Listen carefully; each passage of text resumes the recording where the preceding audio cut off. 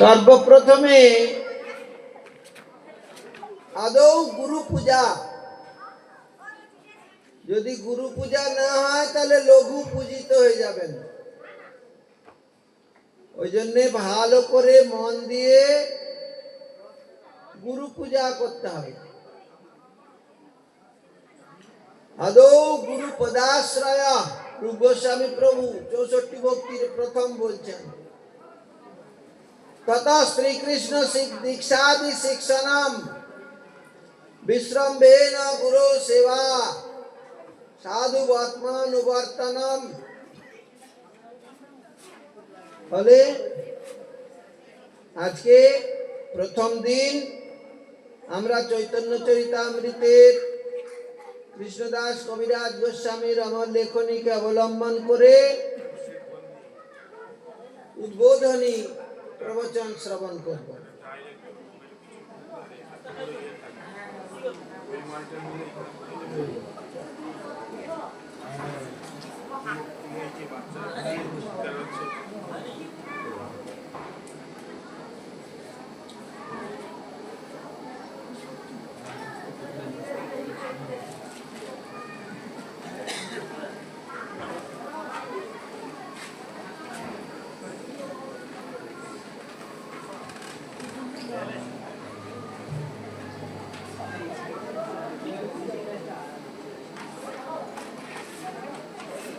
জয় জয় শ্রী চৈতন্য, জয় নিত্যানন্দ, জয় অদ্বৈত চন্দ্র, জয় গৌর ভক্ত বৃন্দ। এই তিন ঠাকুর গৌড়িয়াকে করিয়াছেন আত্মসাৎ।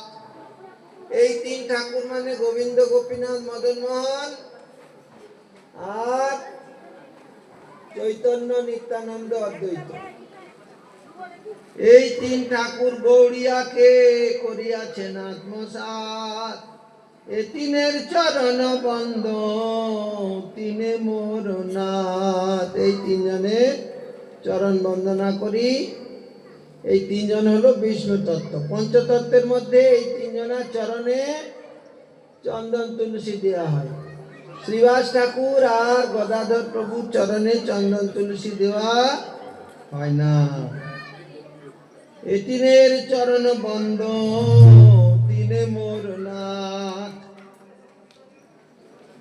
গ্রন্থের প্রারম্ভে করি মঙ্গলাচরণ, গুরু বৈষ্ণব ভগবান তিনের স্মরণ। মঙ্গলাচরণ কাকে বলে? যে আচরণের দ্বারা গ্রন্থ সুষ্ঠু রূপে সম্পাদনা হয়। গ্রন্থের প্রারম্ভে গুরু বৈষ্ণব ভগবানের প্রণাম উদ্দেশ্যে যে রচনা করা হয় তাকে বলা হয় মঙ্গলাচরণ। গ্রন্থের প্রারম্ভে করি মঙ্গলাচরণ, গুরু বৈষ্ণব ভগবান তিনের স্মরণ। প্রথমে কার স্মরণ? প্রথমে গুরুর, তারপরে বৈষ্ণবের। গুরু বৈষ্ণবের ঠিক ঠিক যদি স্মরণ হয় তাইলে ভগবানের স্মরণ হবে, তা না হলে মন কলা খাওয়া হবে। মন কলা খাওয়া জানেন তো? হ্যাঁ, মন কলা খাওয়া জানেন? জানেন না। এই মনে মনে কলা খাওয়া। এই তুই কলা খা, হ্যাঁ খেলাম। একটা খা, হ্যাঁ খেলাম। দুটো খা, হ্যাঁ। কিন্তু একটা কলাও পেট পর্যন্ত পৌঁছায় না। ওকে বলা হয় মন কলা খাওয়া। তো লোকে মনে মনে ভাবে আমরা কৃষ্ণ স্মরণ করছি, কিন্তু গুরু বৈষ্ণবের স্মরণ না হলে শ্রীকৃষ্ণ তার দ্বারা স্মরণের মধ্যে আসেন। ওই জন্যে প্রথমে গুরু স্মরণ, তারপরে বৈষ্ণব স্মরণ, তারপরে হরি স্মরণ। গুরু বৈষ্ণব ভগবান তিনের স্মরণ। বললেন এই করলে কি হয়? তিনের স্মরণে সর্ব বিঘ্ন বিনাশন। গুরু স্মরণ, বৈষ্ণব স্মরণ আর ভগবানের স্মরণ করলে যত কোয়ালিটির কোয়ান্টিটির বিঘ্ন আছে, বিঘ্ন মানে বুঝেন, যা আমাদের কার্যকারিতাটাকে সুষ্ঠুভাবে সম্পাদন করতে দেয় না। বিপূর্বক হন ধাতু থেকে ঘ্ন হয়, বিঘ্ন, যা আমাদেরকে অস্তিত্বকে বিলোপ করে, যা আমাদের মঙ্গলদায়ক নয়, সেটার নাম হলো বিঘ্ন। তো গুরু বৈষ্ণব ভগবান এই তিনজনের স্মরণ করলে সব বিঘ্ন বিনাশ হয়। বৈষ্ণবদের বিঘ্ন বিনাশ হয় গুরু বৈষ্ণব ভগবানের স্মরণে। আর স্মার্তদের বিঘ্ন কি করে বিনাশ হয়?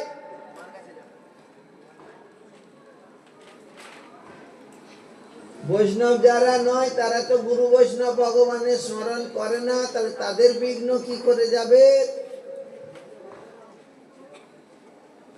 তাদের বিঘ্ন বিনাশ করবে গণেশ ঠাকুর। বিঘ্ন বিনাশন গৌরীর নন্দন,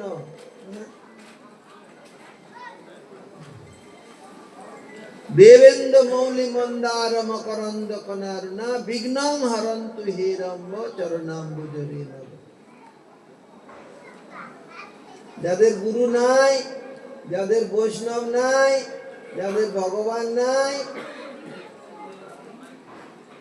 এই ভগবান সবাইকার আছে, ভগবান সার্বজনীন, সার্বকালিক, সার্বত্রিক। ভগবান নাই এমন কোন লোক নাই।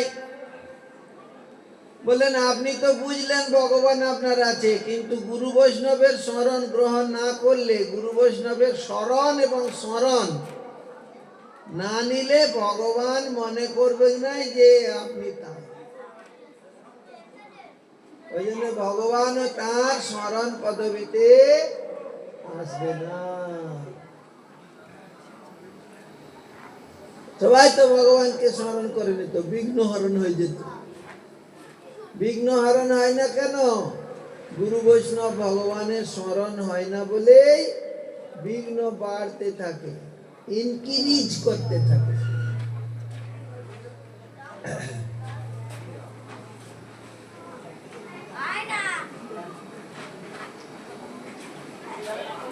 যা হইতে হয় বিঘ্ন বিনাশন। বলেন বিঘ্ন বিনাশ হলেই কি সব হয়ে গেল? বাবা,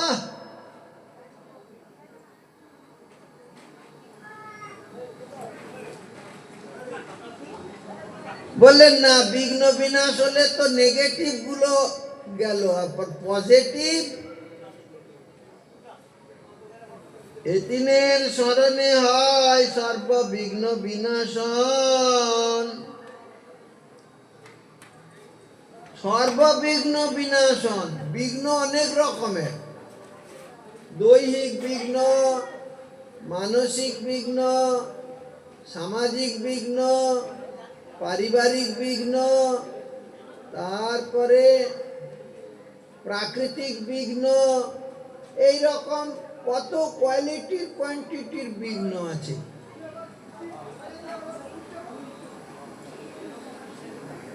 উটকো বিঘ্ন এসে হুমড়ি খেয়ে পড়ে। ওই জন্যে বিঘ্ন বিনাশটাই যথেষ্ট নয়। যদিও বা ন্যায় শাস্ত্রে বিঘ্ন বিনাশের অনেক মাহাত্ম্য বলেছেন, তথাপি যারা উন্নত মানের বৈষ্ণব তারা বিঘ্ন বিনাশটাকে প্রাথমিক স্তরের সাধন মনে করেন। ভক্তির যে 6টা প্রসঙ্গ,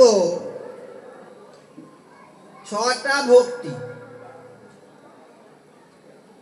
স্তর।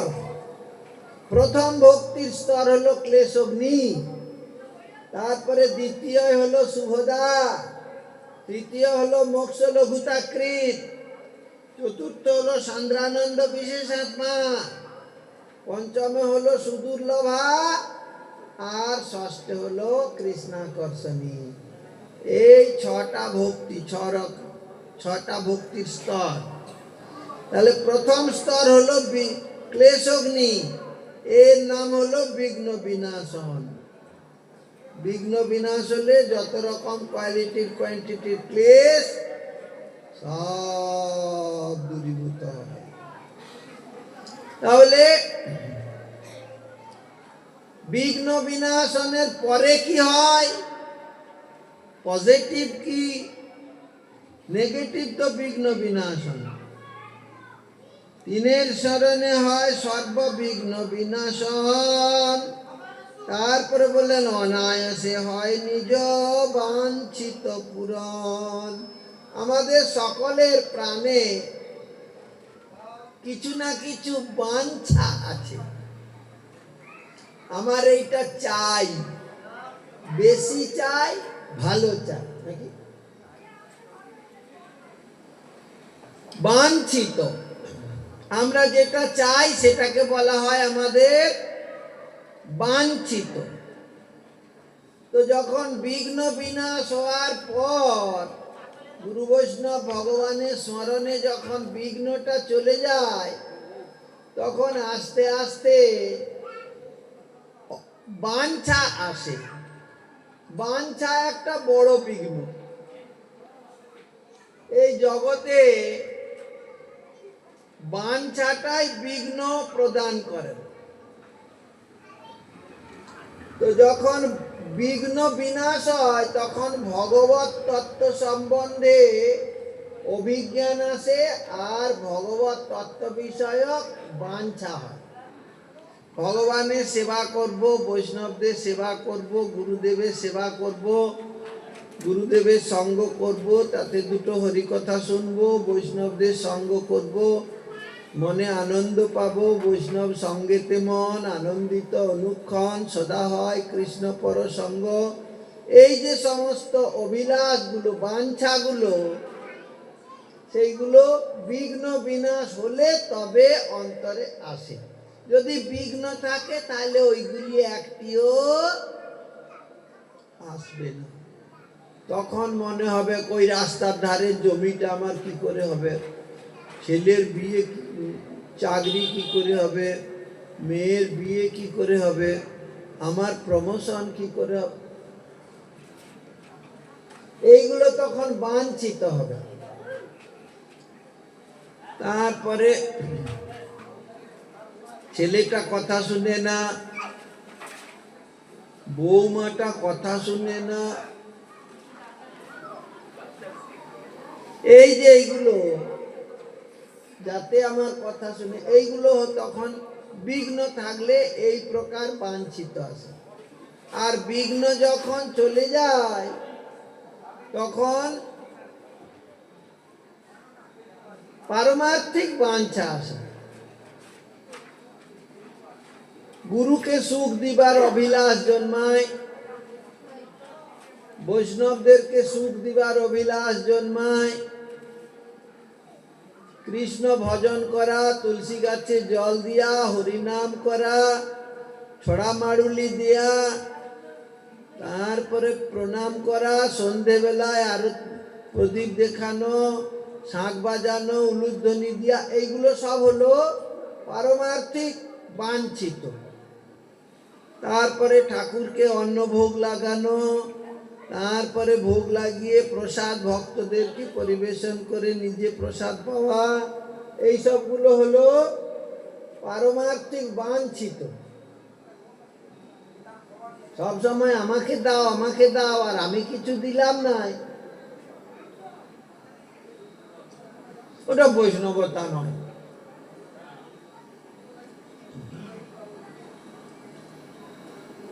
বৈষ্ণবতা হলো কম নিব, বেশি দিব। আর বণিক বৃত্তি হলো বেশি নিব, কম দিব। ওই জন্যে এটা ভৃত্য সেবক, বৈষ্ণবগণ সেবক। তারা 24 ঘন্টার মধ্যে 24 ঘন্টা নিজেকে ভৃত্য ভাবে। আমি দাস, আমি দাস, আমি দাস, দাসোস্মি, দাসোস্মি, দাসোস্মি ন সংশয়। হে প্রভু, আমি তোমার দাস, ইহাতে কোনো সংশয় নাই। এইরকম নিজেকে দাস মনে করতে করতে করতে করতে করতে একদিন ভগবান সত্যি সত্যি তাকে দাস বলে স্বীকার করে নেন। তার অন্তরে দাসত্বটা শিকড় গেড়ে বসে যায়। তো যখন দাসত্বটা শিকড় গেড়ে বসে যায়, তখন আর চাহিদা থাকে না, তখন ভগবানের সেবা করার জন্যেই বাঞ্ছিত আছে। তো এই সমস্ত পারমার্থিক বাঞ্ছিতগুলো তখন অন্তরে আসে, বিঘ্ন চলে গেলে, আর সেগুলো অনায়াসে পরিপূর্ণ। অনায়াস মানে বুঝেন? আয়াস মানে পরিশ্রম, অনায়াস মানে পরিশ্রম না করে, অবলীলাক্রমে, হেলায় অনায়াসে হয় নিজ বাঞ্ছিত পূরণ। এরপরে বলেন সেই মঙ্গলাচরণ হয় ত্রিবিধ প্রকার। মঙ্গলাচরণ ক রকমের? A grade, B grade, C grade, 3 রকমের। প্রথম মঙ্গলাচরণ হলো বস্তু নির্দেশ। বস্তু নির্দেশ মানে জিনিসের মূল্য জানা। দর না জানলে আদর করা যায় না।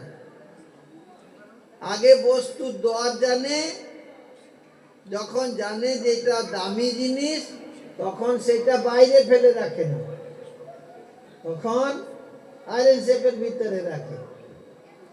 তো যত দর জানবে তত আদর করবে। বস্তু নির্দেশ মানে গুরু বৈষ্ণব ভগবানের দর জানা। তারপরে যখন দর জানবে, তখন আস্তে আস্তে মাথাটা আর উঁচু থাকবে না, তখন আস্তে আস্তে মাথাটা অবনত হবে। তার নাম হলো নমস্কার। বস্তু নির্দেশ, নমস্কার। আর নমস্কার যতই হবে ততই কি হবে? আশীর্বাদ আসবে। তো এই বস্তু নির্দেশ, নমস্কার আর আশীর্বাদ, এই ভক্তির 3টে স্তর। যদি গুরু বৈষ্ণব ভগবানের তত্ত্ব না জানা হয়, বস্তুটা কি, বস্তুটা যদি আমার হৃদয়ে অনুভব না হয়, গুরুকে ভগবত প্রদাতা, বৈষ্ণবকে কৃষ্ণ সে তোমার কৃষ্ণ দিতে পারো, ভগবানকে অখিল হৃদয়ের দেবতা, প্রাণের ঠাকুর, জীবনের যথা সর্বস্ব, দিন দুনিয়ার মালিক, বিশ্ব ব্রহ্মাণ্ডের সৃষ্টিকর্তা ইত্যাদি ইত্যাদি ভগবানের মহিমা, গুরুর মহিমা, বৈষ্ণবের মহিমা যদি না জানে, তাহলে নমস্কার আসবে নাই। আর নমস্কার যদি না আসে, তাহলে আশীর্বাদও আসবে না। ওই জন্যে মঙ্গলাচরণ হলো প্রথমে বস্তু নির্দেশ, তারপরে হলো নমস্কার, তারপরে হলো আশীর্বাদ। নমস্কার মানে বুঝেন? ন মানে না, ম মানে অহংকার। অহংকার পরিহার করার ব্যাপারটার নাম হলো নমস্কার। অহংকার নিষেধাত্মক ব্যাপার বিশেষ নমস্কার। মস্করা না করার নাম হলো নমস্কার। মস্করা বুঝেন? বুঝেন না? বুঝতে চান? বুঝাচ্ছি। কতগুলো ঋষি যাচ্ছিলেন, আর শাম্বকে মেয়ে ছেলে সাজিয়েছে, চোখে কাজল দিয়েছে, নাকে নথ পরিয়েছে, তারপরে ঠোঁট পালিশ, গাল পালিশ, চোখ পালিশ, ভুরু পালিশ, তারপরে শাড়ি পরিয়েছে, তারপরে পেটে কতগুলো কাপড় চুপড় দিয়ে গর্ভবতী সাজিয়েছে। নিয়ে ওই ঋষিদেরকে বললে যে ঋষিগণ বলুন, এই লজ্জাবতী গর্ভবতী, এর পেটে পুত্র সন্তান আছে না কন্যা সন্তান আছে? এইটার নাম কি? এইটার নাম কি? মস্করা। আর মস্করাতে তো আশীর্বাদ আসে না, তার উল্টোটা আসে। কি আসে? অভিশাপ। ব্যাস, ঋষিরা বললেন, হে যদুবংশীয় বালকগণ, ঋষিদেরকে সঙ্গে মস্করা করো না। তখন বললেন যে রে, আপনারা শুধু শুধুই, আপনারা কিচ্ছু জানেন না। বলেন, জানি কিনা দেখবি? দেখ, দেখাচ্ছি। এই গর্ভে ভীষণ কুলসংহারক মুসল আছে। ব্যাস, মুসল তার আগে ঢুকিয়ে রাখে নাই, কাপড়গুলো যেমনি খুললো তেমনি দেখলো একটা মুসল, মুগুর। কৃষ্ণকে বলরামকে বলে নাই, কাকে বললো? বসুদেবকে, দাদুকে। দাদু ভাই কাঁদছো কেন? নাতি সাহেব বলেন, দাদু আমরা একটা দোষ করে লাইছি, আমরা একটা দোষ করেছি। কি দোষ? না, ঋষিদের সঙ্গে মস্করা। আর সেই মস্করার রেজাল্ট তারা অভিশাপ দিয়ে দিয়েছে। এই ব্রাহ্মণের অভিশাপে যদুবংশ ধ্বংস হবে এই মুগুর দিয়ে। চলুক মুগুর, তার দুমদুম। তখন বসুদেব বললেন, ওইটাকে ঘষে ঘষে ঘষে ঘষে ক্ষয় করে দাও। কি করে দাও? সেই থেকে এরকা বৃক্ষ হলো, নলখাগড়া, আর বাকি যেটুকু ছিল সেটা তো ফেলে দিল। সেইটা জড়াবে তীর কৃষ্ণের পায়ে। তাহলে মস্করার দৌরাত্ম্য কতটা চিন্তা করুন। মস্করার রেজাল্ট কি?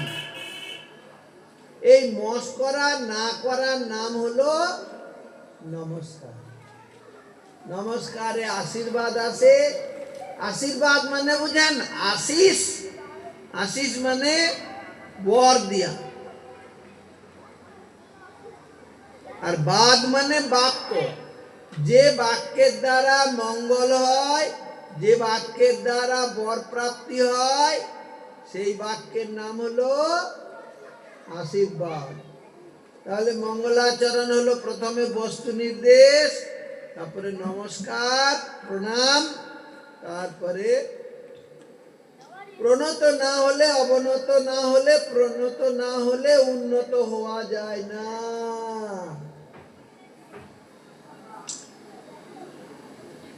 যারা যারা প্রণত তারা সমৃদ্ধ হয়, উন্নত হয়।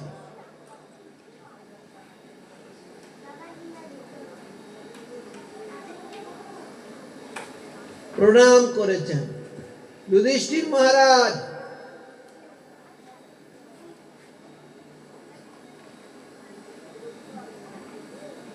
কুরুক্ষেত্র যুদ্ধের আগে নিজের রথ থেকে নেমে সোজা চলে গেলেন ভীষ্মদেবের কাছে।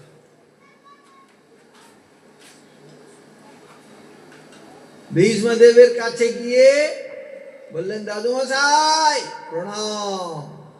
টান টান হয়ে রণক্ষেত্রে ভীষ্মদেবকে প্রণাম করলেন, আর দুহাত তুলে ভীষ্মদেব আশীর্বাদ করলেন, বিজয়ী ভব। গুরুবার দ্রোণাচার্য প্রণাম। দ্রোণাচার্য দুহাত তুলে আশীর্বাদ করলেন, বিজয়ী ভব। কুলগুরু কৃপাচার্য প্রণাম। কৃপাচার্য আশীর্বাদ করলেন, বিজয়ী ভব। মাতুল শল্য প্রণাম। শল্য বললো, বিজয়ী ভব। আর দুর্যোধনটা একদম রেগে একদম জ্বলে যাচ্ছে। আমাদের পক্ষীয় বীর সেনাপতি, এরা সব অন্য পক্ষের বিজয় চাইছে, আর যুদ্ধ করে কি হবে?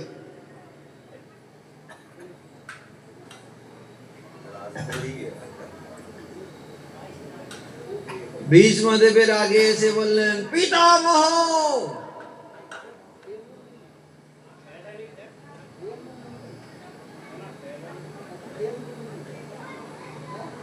আপনি বিজয়ী ভব আশীর্বাদ দিলেন। হ্যাঁ বাবা, বিজয়ী বাবা আশীর্বাদ দিলাম। সে প্রণাম করেছে। প্রণত ব্যক্তিকে আশীর্বাদ দিতেই হয়। প্রণত ব্যক্তিকে আশীর্বাদ না দিলে তার শক্তি হ্রাস হয়ে যায়। অতএব যে প্রণত তাকে আশীর্বাদ করতেই হবে। বললেন, তুমিও যদি এই সময় গিয়ে যুধিষ্ঠির মহারাজকে প্রণাম করতে, যুধিষ্ঠির মহারাজ তোমাকে বিজয়ী ভব বলে আশীর্বাদ জন্যে নমস্কার করলেই আশীর্বাদ আসে। মার্কণ্ডেয় একটা ছোট্ট ব্রাহ্মণ বালক, আর ব্রহ্মার 4 জন পুত্র হেঁটে হেঁটে চলে যাচ্ছে। সনক, সনাতন, সনন্দ, সনত কুমার প্রণাম করলেন। ঋষিবার প্রণাম। 4 জন ঋষি ব্রহ্মপুত্রকে প্রণাম করলেন, আর 4 জনই আশীর্বাদ করলেন, দীর্ঘায়ু ভব, দীর্ঘায়ু ভব, দীর্ঘায়ু ভব, দীর্ঘায়ু ভব। ঠিক সেই সময় যমভাগবত এসে বললেন, ঋষিবার করলেন কি? ওর তো আর পরমায়ু নাই, ওর আর অল্প কদিন পরমায়ু আছে। আপনারা 4 জন ঋষি দীর্ঘায়ু ভব বলে আশীর্বাদ দিলেন, আপনাদের আশীর্বাদটা তো ব্যর্থ হয়ে যাবে। এই কথা শুনে 4 জন ব্রহ্মপুত্রের মুখটা মলিন হয়ে গেল। আহারে, সরল ব্রাহ্মণ বালক প্রণাম করেছে, আমরা আশীর্বাদ দিয়েছি দীর্ঘায়ু ভব বলে, আমাদের বাক্যগুলো বৃথা হয়ে যাবে। সেই 4 জন বালক, 4 জন ঋষি ব্রহ্মার কাছে গেলেন। ব্রহ্মা কোলে নিয়ে বললেন, বাবা তোমাদের মুখটা মলিন কেন? চতুর্শনেরও বয়স 5 বছর কি 6 বছর, পঞ্চসরা হায় না।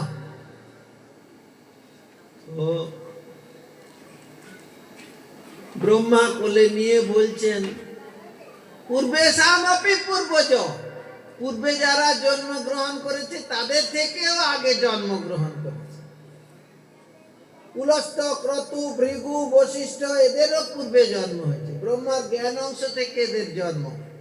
এই জন্য জ্ঞানের পালনা হলো সন, ওই জন্য বলা হয় চতুর্সন। তো ব্রহ্মা তাদেরকে আদর করে মাথায় হাত বুলিয়ে বলছে, বাবা তোমরা কি অগম্য আগমন করেছো? অথবা তোমাদের কাছে কেউ কিছু প্রার্থনা করেছিল, তোমরা দিতে পারো নাই? অথবা তোমরা কারোর কাছে পরাস্ত হয়েছ? কেন তোমাদের মনটা দুঃখিত? বললেন, বাবা আমরা পথ দিয়ে, রাস্তা দিয়ে পেরিয়ে আসছিলাম, এক সরল ব্রাহ্মণ বালক আমাদেরকে প্রণাম করেছিল। বললেন, তোমরা আশীর্বাদ দিয়েছিলে? বললেন, আমরা 4 জনই দীর্ঘায়ু ভব বলে আশীর্বাদ করেছিলাম। বললেন, তারপর?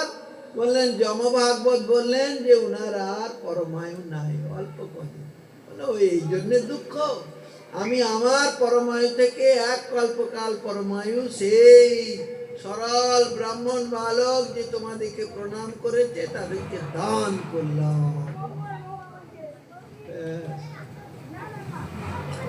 শুধুমাত্র প্রণাম করে মার্কণ্ডেয় চিরজীবী হয়ে গেল, সপ্ত চিরজীবীর একজন। অশ্বত্থামা, বলি ব্যাস, হনুমান, বিভীষণ, কৃপাচার্য, পরশুরাম, এরা হলো সপ্ত চিরজীবী। আর তার সঙ্গে মার্কণ্ডেয়, ষষ্ঠী মার্কণ্ডেয় পরমায়ু দেয়, ওই জন্যে ওই 6 দিনের দিনে তার পূজা হয়, ষষ্ঠী এবং মার্কণ্ডেয়। মার্কণ্ডের অনেক পরমায়ু। ছোট্ট বালক পরমায়ু প্রার্থীর জন্যে ওই 6 দিনে যে সেটেরা পুজো হয়, ওই জন্যে ষষ্ঠী এবং মার্কণ্ডেয়।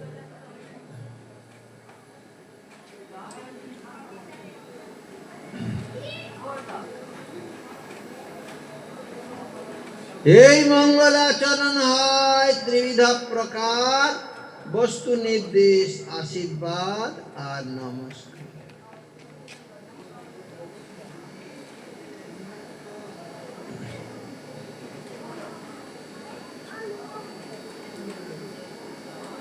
চোদ্দটা শ্লোক বলেছেন, 14 শ্লোকে বস্তু নির্দেশ করেছেন।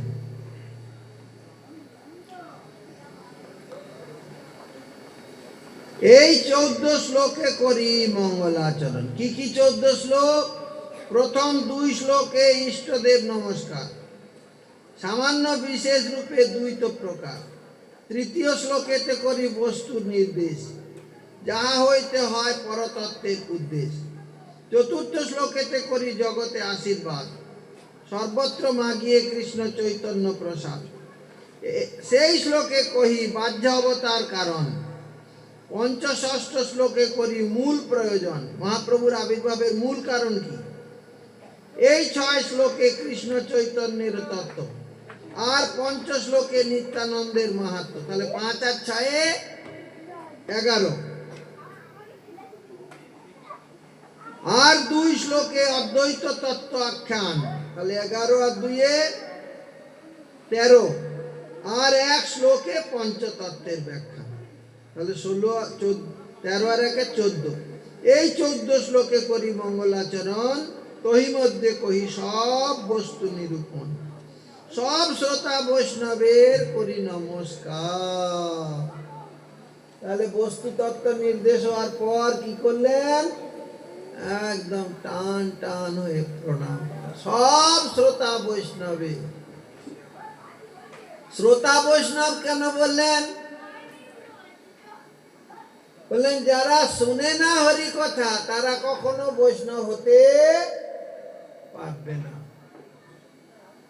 কেননা বৈষ্ণব ধর্মে ভক্তির প্রথম লক্ষণ হলো শ্রবণম।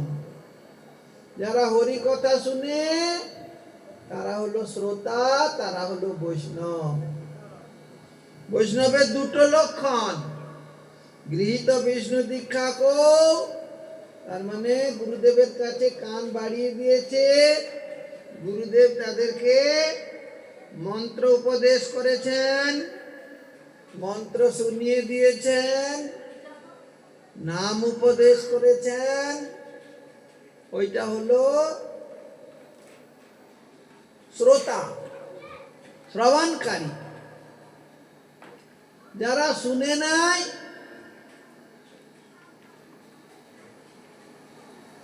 তারা গোটা গায়ে চন্দন লেপে নিলেও বৈষ্ণব।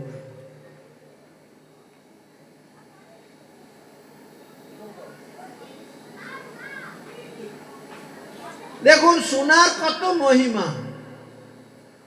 প্রহ্লাদ মহারাজের জন্ম হয় নাই, সে মায়ের পেটে আছে, সেইখান থেকে ভাগবত কথা শুনে সে একদম MA PhD করে নিল, ডক্টরেট হাসিল করে।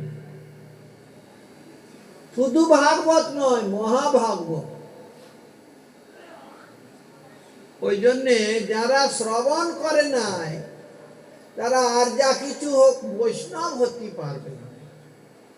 বৈষ্ণব হতে হলে গুরুদেবের কাছ থেকে শুনতে হবে, বৈষ্ণবের কাছ থেকে শুনতে হবে, আর ভগবানের কাছ থেকে শুনতে হবে। বলে ভগবান এসে বলিয়ে যাবে? বলে হ্যাঁ বলবে।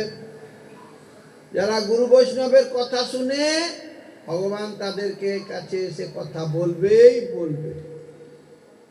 আমার এই খেতে ইচ্ছা দেও, মাখন মিছরি দেও, ভগবানও বলবেন।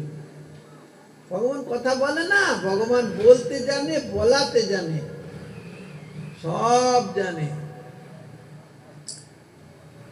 আর ভগবান শাস্ত্রে কথা বলেছেন, গীতাতে কত কথা বলেছেন, বাপ রে বাপ।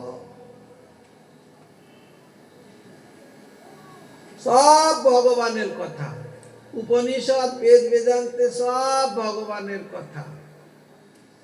ভাগবতে কত কথা আছে ভগবানের।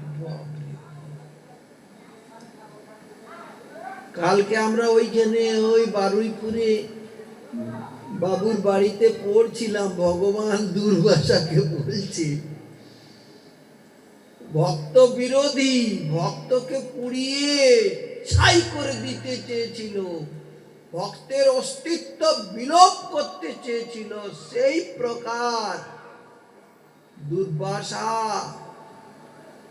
কৃত্যা সৃষ্টি করে যখন অম্বরীশকে ধ্বংস করতে চেয়েছিল, তখন সুদর্শন চক্র ছিল ঘর ভিতরে।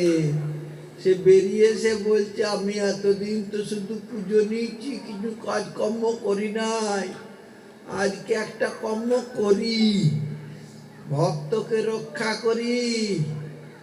এই বলে সে বেরিয়ে প্রথমেই কৃত্যাকে ধ্বংস করে দিল, পুড়িয়ে ছাই করে দিল।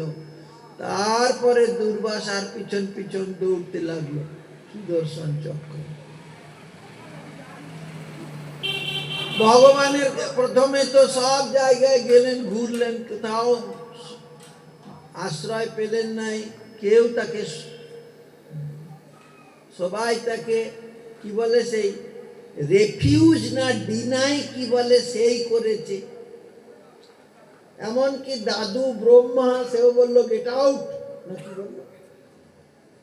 তারপরে গুরুদেব দাদু বলে দিল, আমি একটা ইয়ে দিতে পারি, উপায় বলতে পারি, যাও গুরুদেবের কাছে যাও। সাধু বৈষ্ণব তারা গুরুদেবকে দেখিয়ে দেন, গুরুদেব ভগবানকে দেখিয়ে দেন। ব্রহ্মার কাছ থেকে ফিরে শিবের কাছে গেল, শিব হলো দুর্বাসার গুরুদেব। শিবের কাছে গেল, শিব বলল এখান থেকে যাও বাবা, তা না হলে সুদর্শন চক্র তোমাকে ছেড়ে আগে আমাকে পুড়াবে। তবে আমি উপায় বলে দিচ্ছি, তুমি বৈকুণ্ঠে গিয়ে ভগবানের কাছে শরণ নাও, ভগবানেরই তো অস্ত্র, তিনি চাইলে। এখন ভগবানের কাছে গিয়ে বললেন, হে প্রভু সদীপ্সিত ভগবান, এই চরাচর বিশ্ব ব্রহ্মাণ্ডে যত সাধু আছে তারা সবাই আপনাকেই একমাত্র চায়, অতএব আমাকে একটু এই সুদর্শন চক্র থেকে তুমি কি রেহাই করতে পারো না? তখন ভগবান বললেন, জানো আমি না অহং ভক্ত পরাধী, হি অস্বতন্ত্র ইব দ্বিজ, আমার কোনো স্বতন্ত্রতা নাই, আমি একদম বিকিয়ে গেছি। বললেন কেন বিকালেন কেন? বললেন ওরা যে আমাকে খুব ভালোবাসে, আমাকে ভালোবেসে না, আমাকে ভালোবাসা দিয়ে কিনে নিয়েছে। বসি কুর্বন্তি মাং ভক্ত্যা সৎস্ত্রিয়ঃ সৎপতিং যথা, সতী সাধ্বী স্ত্রী সেবা করে যেমন পতিকে বশীভূত করেন, আমার ভক্তগণও আমাকে না সেই রকম। বলেন শুধু সেবা করে না, তাদের নিজের বলতে কিছু রাখে না, সব বিভাগটি আমাদের দিয়ে আলায়। যে দারাগার পুত্রাপ্তান প্রাণান বিত্যম ইমাম পরম, যে দ্বারা মানে বউ, আগার মানে ঘর, পুত্র আপ্ত মানে আপনজন, নিজের দেহটা প্রাণটা, বিত্ত ধন সব কিছু, হিত্বা মাং শরণং যাতা, সব কিছু আমাকে দিয়ে আমার শরণ গ্রহণ করে। প্রথম ত্যাগ ত্যাগ উৎসাহে, আমি কি করে তাদেরকে ত্যাগ করার উৎসাহই নেব? আমি তো ত্যাগ করতে পারবোই না। মনে মনে ত্যাগ করার জন্য উৎসাহ প্রকাশ অ্যাটেমও নিতে পারবো না। এইগুলো হলো ভগবানের কথা, এগুলো শুনতে হবে, ভালো করে শুনতে হবে, মন দিয়ে শুনতে হবে। গুরুর কথা, সাধুর কথা আর ভগবানের কথা। ওই জন্য বলেন সব শ্রোতা বৈষ্ণবের করি নমস্কার। আপনারা ভাবছেন যে গ্রন্থ যারা পড়ছে, যারা করছে, শুনছে তাদেরকে বলেন না, বৈষ্ণবদের ফার্স্ট সিম্পটম হলো তারা শ্রোতা। যারা শ্রবণ করে তারা বৈষ্ণব, আর যারা শ্রবণ করে না তারা কি ব্যাসাসনে বসে বলবো না। ওই জন্যে বলেন সব শ্রোতা বৈষ্ণবের করি নমস্কার। এই সব শ্লোকের করি অর্থ বিচার। এবারে এই যে 14টা শ্লোক বলেছে, কিন্তু বলেছে আরো 3টে বলেছে, আরো 3টে সম্বন্ধ, অভিধেয়, প্রয়োজন। জয়তাং সুরতপঙ্গর মম মন্দমতির গতি মৎসর্পস্য পাদাম্ভোজ শ্রী রাধা মদন মোহন, এটা সম্বন্ধ। অভিধেয় হলো শ্রীমান রাসরসারম্ভে বংশীবট তটস্থিত কর্ষণ বেণু সনই গোপী গোপীনাথ শ্রীয়স্তুন, এটা প্রয়োজন। আর দিব্য বৃন্দারণ্য কল্পদ্রু মাধব শ্রীমদ রত্নাগার সিংহাসনস্থ শ্রী শ্রী রাধা শ্রীল গোবিন্দ দেব পৃষ্ঠালিভিষেভ্য মানব স্মরামি, এইটা হলো অভিধেয়। তাহলে সম্বন্ধ, অভিধেয়, প্রয়োজন। এই রসশাস্ত্রে যত শাস্ত্রে যা কিছু আছে, যেখানে যা আছে, এই 3টের উপর নির্ভর করে সমস্ত শাস্ত্রের যত কিছু আছে, হয় সম্বন্ধ তত্ত্বের উপদেশ, তা না হলে অভিধেয় তত্ত্বের উপদেশ, আর তা না হলে প্রয়োজন তত্ত্বের উপদেশ। এই 3টে তত্ত্ব নিয়ে সমস্ত শাস্ত্র রচিত হয়েছে। তো এই 3 তত্ত্বের যে 3 দেবতা, মদন মোহন, সম্বন্ধ, মদ আর মোহ থাকলে তো ভগবান ধরবে না। ওই যে মদন মোহন, আমাদের ঠাকুরের নাম হলো মদন মোহন, আর ওদের ঠাকুরের নাম হলো মোহ আর মদ। তো সম্বন্ধ জ্ঞান হলো মদন মোহন, আর অভিধেয় হলো গোবিন্দদেব, আর প্রয়োজন হলো গোপীনাথ। কি কাজ সন্ন্যাসে মোর প্রেম প্রয়োজন। আবার অনেকে বলে প্রেম মহাধন। যাই হোক, প্রয়োজন কি? প্রেম। আর অভিধেয় ভক্তি। আর সম্বন্ধ হলো ভগবানের সঙ্গে দাসত্ব। ভগবান প্রভু, আমি দাস। ভগবান বিভু, আমি অনু। ভগবান সরাট, বিরাট, বিভু। ভগবান মায়ার অধীশ্বর, আর আমি হলাম মায়ার অধীন। ভগবান যদি দয়া কইরা আমারে মায়া হইতে উদ্ধার করে, তবে এই বেড়া বাচ্চা যায়। নইলে নিজের বল বুদ্ধি ভরসা পাণ্ডিত্য যোগ্যতার ক্যাবদানি দিয়ে আর যা কিছু হয়, মায়া থেকে নিষ্কৃতি লাভ, রেহাই লাভ হয় না। গীতায় ভগবান ঝেড়ে কেসে পরিষ্কার করে বললেন, মামে বজে প্রপদ্যন্তে মায়ামেতাং তরন্তি। দৈবী যে সা গুণময়ী মম মায়া দূরত্বয়া মামে বজে প্রপদ্যন্তে মায়ামেতাং তরন্তি। এই জন্যে মায়া থেকে রেহাই,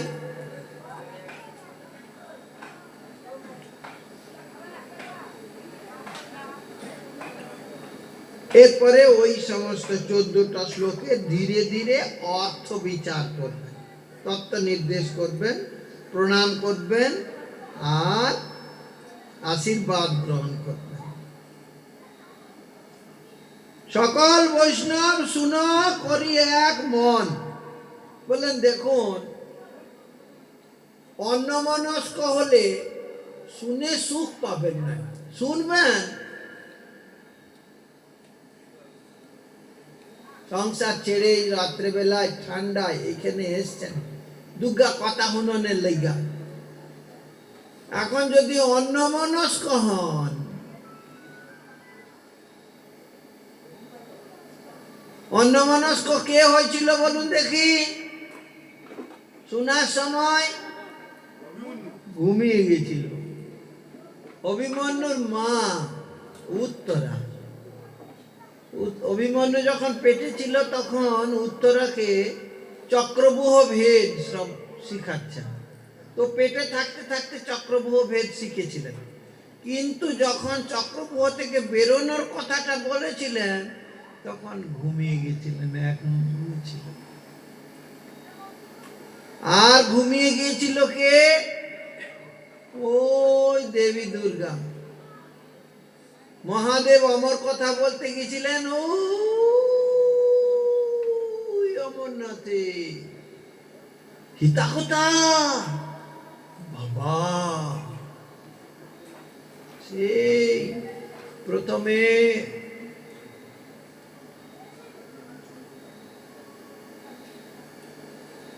চন্দনবাড়ি, বালতাল, তারপরে ত্রিশুটা, পেহেলগাঁও বাবা, তারপরে কার্তিক টাপ, তারপরে গণেশ টাপ, তারপরে পঞ্চতরণী, বাপরে বাপ, তারপরে বহু, তারপরে সেই অমরনাথ, সেই হোলি কেভ, সেই পবিত্র গুফা, সেইখানে টোপ টোপ টোপ টোপ করে জল পড়ছে, সেই জলটা বরফ হচ্ছে, সেই বরফ দিয়ে বাবা অমরনাথ হচ্ছে। সেইখানে দেবী দুর্গা গেছেন বাবার কাছ থেকে অমর কথা শুনতে। কিন্তু হইলে কি হবে, মানা ঘুমিয়ে পড়েছিল। কন্ডিশন ছিল আমি তোমাকে শোনাতে পারি, কিন্তু একটা শর্ত। কি শর্ত? তোমাকে হু দিতে হবে। হু দিলে জানবো যে হ্যাঁ তুমি শুনছো, আর হু না দিলে জানবি তুমি শুনছো না। কেননা মহাদেব তো দেখছে না যে উনি ঘুমিয়ে আছে না জেগে আছে। হুটা দিলে ওইদিকে তো ইয়ে হবে। সে তো ধ্যানস্থ হয়ে দিব্য ভাবে তার অন্তরের অন্তরস্থলের যে প্রিয় ভগবান, হৃদয়ের দেবতা, প্রাণের ঠাকুর, জীবনের যথা সর্বস্ব, তার লীলা কথা শুনিয়ে তার এই যে মরণ ধর্ম থেকে নিষ্কৃতি দিবেন, বেদন ধর্ম থেকে নিষ্কৃতি দিবেন, নিবেদন শিখাবেন। তবে তার জন্য তো আর অন্তর্মুখী হওয়ার দরকার আছে। বাইরের কথা তো আর হরিকথা নয়, হরিকথা হলো ভিতরের কথা। মহাদেব ভিতরের কথা ভিতর দেখে দেখে বলছেন, সে শুনছে কিনা করছে বলছে, ওই জন্য হু দিতে হবে। এখন দেবী ঘুমিয়ে গেছে, আর ওইখানে একটা সুখ পাখি হু দিয়েছে। হুম হুম হুম, আর মহাদেব সব বলে গেছে, সুখ পাখি শোনা হয়ে গেছে, আর দেবী তো ঘুমিয়ে গেছে।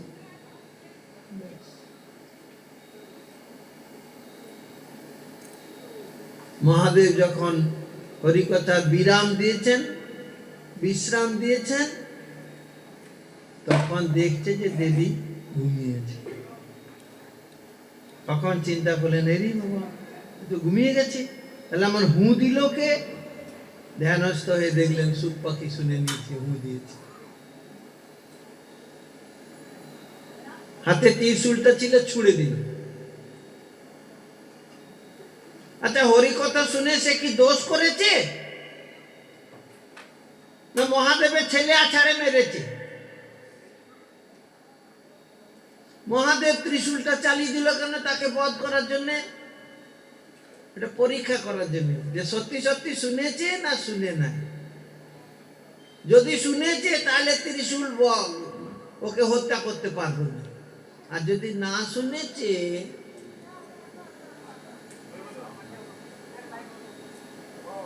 এরপরে ব্যাসদেবের ধর্মপত্নী বিটিকা দেবী, তিনি স্নান করতে গিয়ে হাই তুলেছে, আর ওই হাইয়ের মুখের ভিতরে গিয়ে কেটে চলে যায়। সেইখানে ত্রিশূল দাঁড়িয়ে আছে, বেরুলেই মারবে। সুখদেবকে মারবো, ব্যাস পত্নী বিটিকাকে তো মারতে পারবো না, তাকে মারার জন্যে। তারপরে ব্যাসদেব দেখলেন, মহাদেবকে বললেন যে প্রভু কি লীলা, যে হরিকথা শুনেছে তাকে মারতে হয় না তাকে খাওয়াতে হয়, আদর করতে হয়। যারা হরিকথা শুনে তাদেরকে, আরে বাবা কিছু না পারো দুটো চালে ডালে ঘেটে খিচুড়িও খাওয়া নাকি। হরিকথা শ্রবণকারীকে, বৈষ্ণবকে 6 রকম আদর করতে হয়। করকম আদর করতে হয়, দদাতি তাকে কিছু দিতে হয়, প্রতিগৃহ্ণাতি তার কাছ থেকে কিছু নিতে হয়, গুজ্জমাখ্যাতি মনের কথা বলতে হয়, পৃচ্ছতি তার মনের কথা জিজ্ঞাসা করতে হয়, ভুংতে তাকে খাওয়াতে হয়, না ভুংতে মানে খেতে হয়, আর ভোজয়তে মানে তাকে খাওয়াতে হয়। এই ষড়বিধম প্রীতিলক্ষণম, এই 6 রকম হলো প্রীতির লক্ষণ। তো বৈষ্ণবদের সাথে এই 6 রকম প্রীতি করলে মুক্তি হয়ে যায়, আর অবৈষ্ণবের সঙ্গে এই 6 রকম প্রীতি করলে বন্ধন হয়ে যায়। তো যারা হরি কথা শুনে তাদের সঙ্গে প্রীতি করতে হয়। আর আপনি কিনা যে হরি কথা শুনেছে তার প্রাণ হত্যা করতে ত্রিশূল ছুড়ে দিলেন, কিরকম সাধু আপনি? মহাদেব ত্রিশূলটা ফিরিয়ে নিলেন, কিন্তু জন্ম হয় না। বলেন বৎস তুমি ভূমিষ্ঠ হও। বলেন ভূমিষ্ঠ কি করে হবো? ওই দেখুন মায়া দাঁড়িয়ে আছে, পেটের থেকে বেরোনোর সঙ্গে সঙ্গে মায়া খাপ করে ধরবে, আর মায়া ধরলে তো ব্যাস। পিশাচি পাইলে যেন মতিচ্ছন্ন হয়, মায়াগ্রস্ত জীবের হয় সেই ভাব। কৃষ্ণ বলি সেই জীব অনাদি বহির্মুখ, অতএব মায়া তারে দেয় সংসার আদি দুঃখ। অতএব আমি পেটের ভিতরে ভালো বসে আছি, ভালো সুখে আছি, ভগবানের নাম গুণগান কীর্তন করছি, আর না মহাদেব যে কথা শুনিয়েছে সেই কথা ভিতরে ভিতরে অনুধ্যান করছি, অনুস্মরণ করছি, আর আনন্দে বিভোর বিহ্বল হয়ে আছে। কি দরকার জন্মানোর? জন্মে কি হবে? 4টে হাত বেরোবে?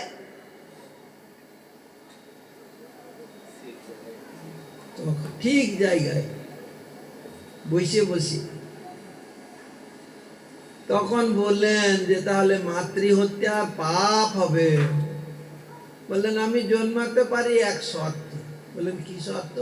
বললেন সংসার মায়া শূন্য হলে আমি জন্ম।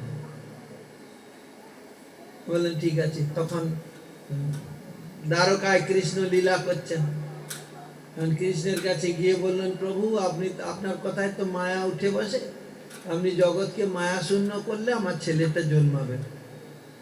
বললেন একটা মহিষের সিংহে যতক্ষণ সর্ষে থাকে ততক্ষণ আমি মায়াটা সরিয়ে নিচ্ছি, ভূমিষ্ঠ। ব্যাস ভূমিষ্ঠ হলো, মায়া নাই তো, না বাবার প্রতি মায়া, না মায়ের প্রতি মায়া, না সংসারের প্রতি মায়া, না জগতের প্রতি মায়া, না কর্তব্যের প্রতি মায়া, না কোনো কিছু। অপেত সমস্ত কৃত্যম, যা কিছু যত রকমের কার্যকারিতা আছে সব কৃত্যের প্রতি জলাঞ্জলি দিয়ে একদম সোজা টান টানায় জং প্রবজন প্রবজ্জা গ্রহণ। ব্যাসদেব চিন্তা করলো শুধু সংসার ত্যাগ করে তো আর ভগবান পাওয়া যায় না, ভগবান পেতে হলে গুরুর কাছে মন্ত্র নিয়ে সাধন ভজন করতে হয়। এ বেটা মন্ত্রও নেয় নাই, অনুপেত, এর উপনয়নও হয় নাই। ভুর ভুর ভুর ভুর করা যে একটা আছে বামুনদের, সেইটাও বামনদের একটা ব্যাপার আছে না, ভুর ভুর করা, জানেন তাকে কি বলে? তাকে বলে গায়ত্রী জপ, গায়ত্রী মন্ত্র। গায়ত্রী, গায় মানে গান করলে, ত্রি মানে ত্রাণ হয়। আর এটা ত্রিপাদ মন্ত্র, চতুষ্পাদ নয়। চতুষ্পাদ হলে শ্লোক হয়, ত্রিপাদ মন্ত্র বলে নাম হলো গায়ত্রী। গান করলেই ত্রাণ হয়। ওই মন্ত্রের ভিতরে সব ঠাকুর আছে, সব মন্ত্র আছে। ওইটা ওই এক মন্ত্রে 33 কোটি দেবতার পুজো হয়। ওই বামুনদের ওইটা জপ করতে হয়। আর বামুনরা যদি ঠিক ঠিক গায়ত্রী জপ করে তাহলে আর তাকে কিছু দেখতে হয় না।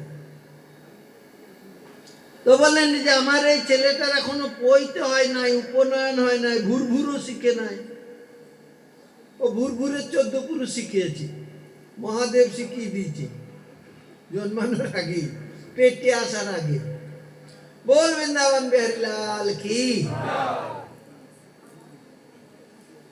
तो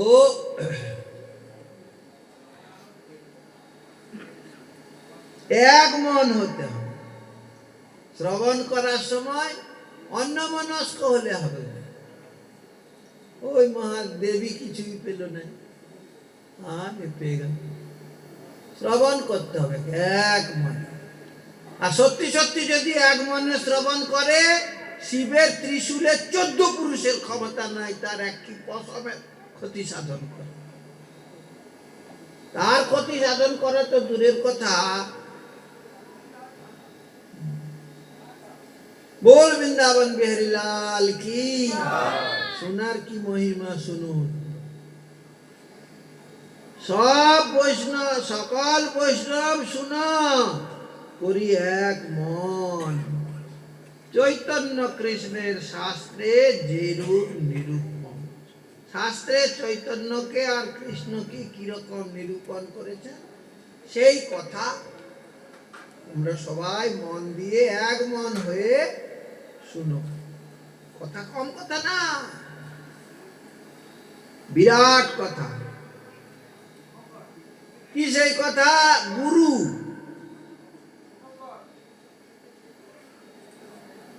কৃষ্ণ গুরু দ্বয়। কৃষ্ণ হলো একটা, একম এব অদ্বিতীয়ম। ওর কোনো সেকেন্ড এডিশন নাই। বলে নাই, আছে। ওই বৃন্দাবনের কৃষ্ণ, মথুরার কৃষ্ণ, দ্বারকার কৃষ্ণ, আবার বৈকুণ্ঠের কৃষ্ণ,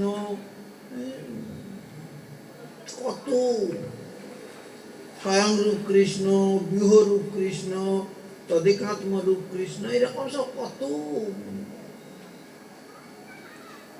বলেন হলে কি হবে? তত্ত্ব তো একম এব অদ্বিতীয়ম। তার দোষটা কেউ নাই। তিনি যখন কিছু ছিল নাই তখন তিনি ছিলেন, এখন সব কিছু আছে তাও তিনি আছেন, যখন কিছু থাকবে না তখনও তিনি থাকবেন। অহম এব এক এবাস্মি, অহমেবাস্য নান্যৎ সদসৎ পরম। যখন সৎ ছিল নাই আর অসৎ ছিল নাই তখন আমি ছিলাম। পশ্চাৎ অহম যদ এতচ্চ, তারপরে সৎ হয়েছে, অসৎ হয়েছে, আর আমিও আছি তাদের দলে, তাদের লগে। তারপরে যখন কিছু থাকবে না, যে অবশিষ্ট, তো সব কিছু মহাপ্রলয়ে বিলীন হওয়ার পরে যেটুকু অবশিষ্ট থাকবে, সোস্মি অহম, আমি হলাম সেইটা। অতএব তিনি হলেন এক।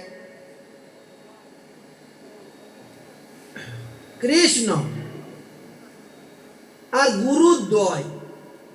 গুরু হলো দুটো, যদিও শাস্ত্রে আরো গুরু বলেছেন, চৈত্য গুরু, তারপরে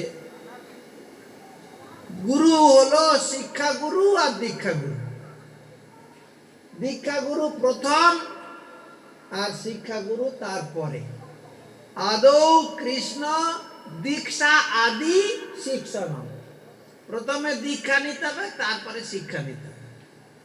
কেমন করে দীক্ষা নেওয়ার পর কি করা হবে সেইগুলো, কেমন করে ভজন করা হবে সেইগুলো সব শিখিয়ে দেয়, নাহলে শিক্ষা গুরু। আর দীক্ষা গুরু মন্ত্র উপদেশ করেন, ভগবানকে দেন, তৎপদম দর্শিতম, যিনি ভগবানের চরণ যিনি দেখিয়ে দেন।